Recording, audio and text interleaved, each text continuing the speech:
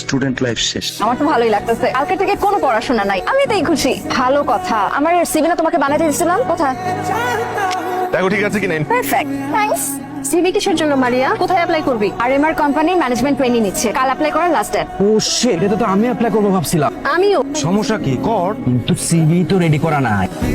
কি আমি কিন্তু সিভি বানায় দেওয়ার বিজনেস করলেই পারতাম, ভালো প্রফিট হতো। তোমার মাথায় খালি বিজনেসের চিন্তা কেন? তুমি নিজে চাকরির জন্য ট্রাই করলে কি হয়? আমি চাকরির জন্য কেন ট্রাই করব? আমি তো চাকরিই করব না। আমি তো অনেক আগে থেকে তোমাকে বলছি যে আমি বিজনেস করব। বিজনেসে করবে, এত টাকা কই পাবা তুমি? বিজনেস করার জন্য টাকা লাগে না বোকা, তবে দুইটা জিনিস লাগে। নাম্বার 1 একটা ইউনিক আইডিয়া, নাম্বার 2 নেটওয়ার্কিং। তা তুমি কি তোমার সেই ইউনিক আইডিয়া খুঁজে পাইছো নাকি এখনো খুঁজতেছো? খোঁজাখুঁজি চলছে, পেয়ে যাবো very soon, I promise. Mahi, লেখাপড়া তো শেষ করছো, এখন কি করবা ভাবছো কিছু, নাকি ওই ব্যবসাতে আটকা থাকবা না চাকরি বাকরি কিছু করবা? আব্বা মানে হুদাই চাকরির কথা কেন বলো? আমি তো চাকরি করবো না, প্রথম থেকেই বলে আসতেছি আমি ব্যবসা করবো, উদ্যোক্তা হবো। ব্যবসায় কিন্তু রিস্ক আছে, ব্যবসায় রিস্কের মধ্যে আমি আমার ছেলেরে যাইতে দিব না। মুরগিটা দিলা না? আনতেছি শোনো, আমার কাছে কিন্তু সেভিংস 12 লাখ টাকা আছে, এর বেশি পুঁজি কিন্তু আমি দিতে পারবো না, এটা তোমার জন্য রাখা। তোমার মা কিন্তু জানে না। কি ব্যাপার, কি কইতেছিলা তোমরা? না কিছু না। তুমি আজ খারাপ? বাবা আমার বিয়ে নিয়ে খেপছে। Wow, congratulation. শুধু ফাইজলামি ভাল লাগে না, বি সিরিয়াস। আচ্ছা কি করতে হবে আমাকে সেটা বলো। তুমি জানো না কি করতে হবে? আমি তোমাকে বলছি না, বাবা চাকরিজীবী ছেলে ছাড়া কিচ্ছু বুঝে না। ব্যাকডেটের কথা কি করে বলে লোকটা? কারণ এই লোকটা জানে বিজনেসে অনেক রিস্ক থাকে। কোন বাবা তার মেয়েকে একটা রিস্কি প্রফেশন জামার হাতে তুলে দিবে? আশ্চর্য, এখানে ভালোবাসাটা মুখ্য, প্রফেশন নিয়ে পড়ে আছে। এটার উপর রাগ ঝাড়তেছো কেন? তোমাকে এভাবে ছুড়ে ফেলতে পারবো না। How sweet. দেখো দেখো, তুমি বোতলটা ছুঁড়ে ফেললা আর কোত্থেকে একটা টোকাই এসে উঠায় নিয়ে গেল।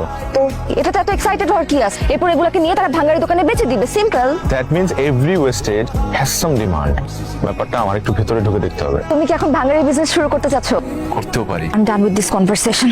এই এই টোকাই,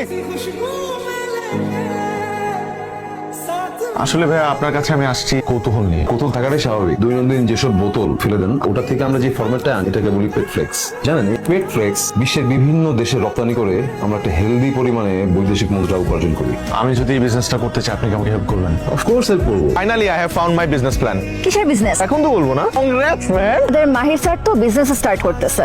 ফাইনালি আজকে আমাদের দুইজনের খুশির দিন। তিনজনের। ওহো, তোমরা তো আবার দুটিতে হয়ে প্রাউড। আমি তো ভুলেই গেছিলাম।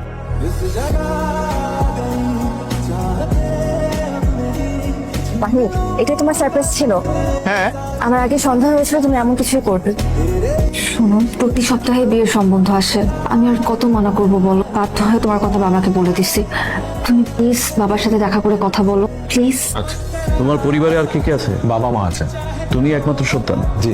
গ্রাজুয়েশন তো শেষ, এখন কি করার কথা ভাবছো? ব্যবসা, আমি অলরেডি একটা ব্যবসা শুরু করেছি, ভালো যাচ্ছে আলহামদুলিল্লাহ। কিন্তু এটা তো কোনো ফিউচার নেই, খুবই রিস্কি। কি ব্যবসা করার কথা ভাবছো? পেটফ্লেক্স এক্সপোর্টের বিজনেস। পেটফ্লেক্স মানে হচ্ছে, জানি জানি, চাটা খেয়ে যাও।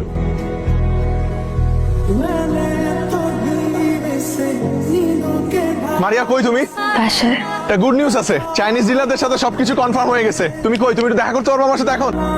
আমার বিয়ে ঠিক হয়ে গেছে মাহির। বাবাকে কত করে বুঝাইলাম, শুনতেই চাইলো না। আমি তো তোমাকে কতবার বললাম বাবা চাকরিজীবী ছেলে ছাড়া আমাকে বিয়ে দিবে না। মারিয়া, আমার মনে হয় কি জানো, এই বিয়েতে তোমার বেশি একটা অমত নাই। আচ্ছা তোমার আমি একটু হেল্প করি।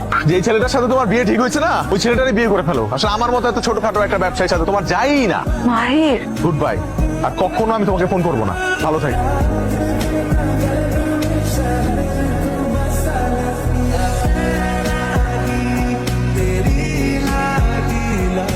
স্যার, আমাদের একটা ভুল হয়েছে। আসলে রাজীব সাহেবের কোনো দোষ নেই, নতুন তো, তাই খুব সহজে অফিস পলিটিক্সের শিকার হয়েছে। সব চাল চেলেছেন আসলে আমাদের পুরনো শমশের সাহেব। শমশেরই কাজ করেছে। এক্ষুনি রাইট না ওকে ফায়ার করেন। রাজীবকে আমি কল দিচ্ছি। হ্যালো রাজীব, আমি আপনার বস বলছি। দেখো, আমি আসলে জানতাম না যে রাজীব। বলতে হবে না, আমি জানতাম। তুমি জানতে?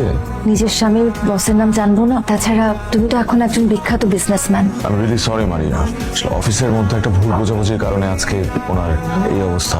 আমাদের ছোট একটা মেয়ে আছে, আল্লাহ যেন ওর বাবাকে বাঁচিয়ে দেয়।